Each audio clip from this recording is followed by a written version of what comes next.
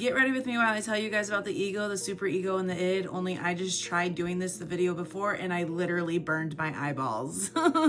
My skin hurts. Freud talks about the ego, the super ego, and the id, essentially saying that people live with 3 personas in one body. Think of the id as your shadow self, the hungers, the impulses, your raw desires, your cravings, your anger, your sexuality, impulses, survival, instincts. This is like the root of your shadow self, the place that you want to be able to figure out and actually find out about yourself, because people have desires, but you don't really know someone nor yourself until you dig into your own id. Next is the super ego. So it's your inner judge, your critic, your parent. It's essentially the part of yourself that people have told you to be like. It guilt you with shame. It has guilt.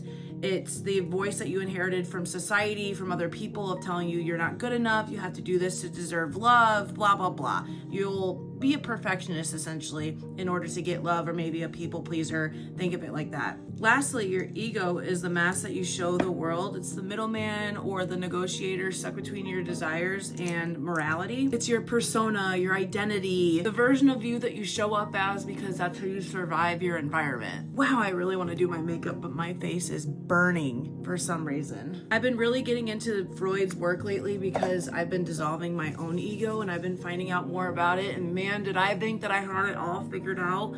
And I've heard of this before, but until I started going down my own spiritual journey and like healing, I did not know diddly squat, let me tell ya. Going to the id is one of the most magnificent things that you can do, and honestly, I believe that everyone's trajectory in life is to be able to find out who you are. Like, that is a privilege in life, to actually be able to know who you are without the ego of, or the super ego of what people have told you to be like or how to show up.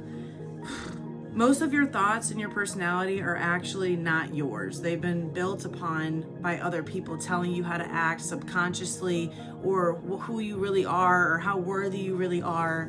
Most people don't actually have their own persona per se. So when people say to get into shadow work, essentially what they're meaning is that you need to be able to let the id speak without it running the entire show, because we do still need a super ego, an ego, and an id. Obviously it's within all of us, but you want to be able to let the id run rampant a little bit, but it has to be controlled. We can't just go out here doing our raw desires and everything. Some people take it to the max and turn into like narcissists. Within shadow work, healing is softening the super ego's judgment, because we need to be able to let the id run free, but we don't want to be able to say, hey, you're doing too much and don't be yourself, it's dangerous out there, and then we let our ego give us a mask to mask our id of who we really are. So awakening is really realizing that the ego is not you, and it's a character that you've been playing. Carl Jung talks about this, and I've been saying it a lot to family lately, that all of us have masks and we're all just characters in a play.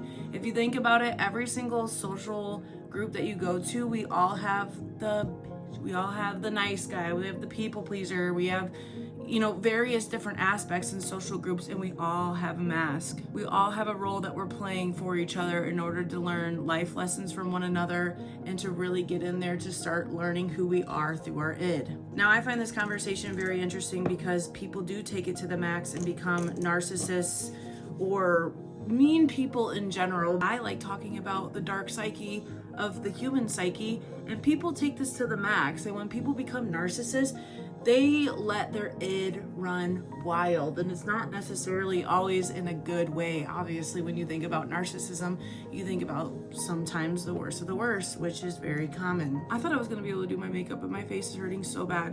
But in order to truly be free in your life, you have to be able to let your id come out, and you have to figure out who you are without the noise of what people are telling you about yourself, who you need to be, how you need to show up.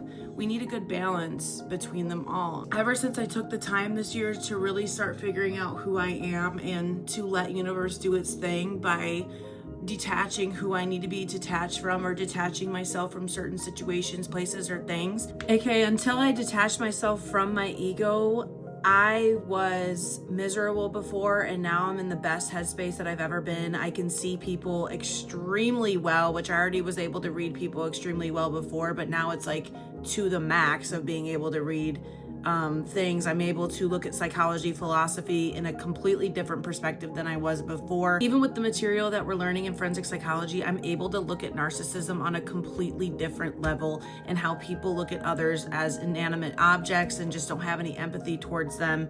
I'm telling you, one thing connects to the other. If you guys are thinking about going into forensic psychology or just want to better your life in any way, shape, or form, which you definitely should, start learning how to dissolve your ego. Do not let your ego run your life forever.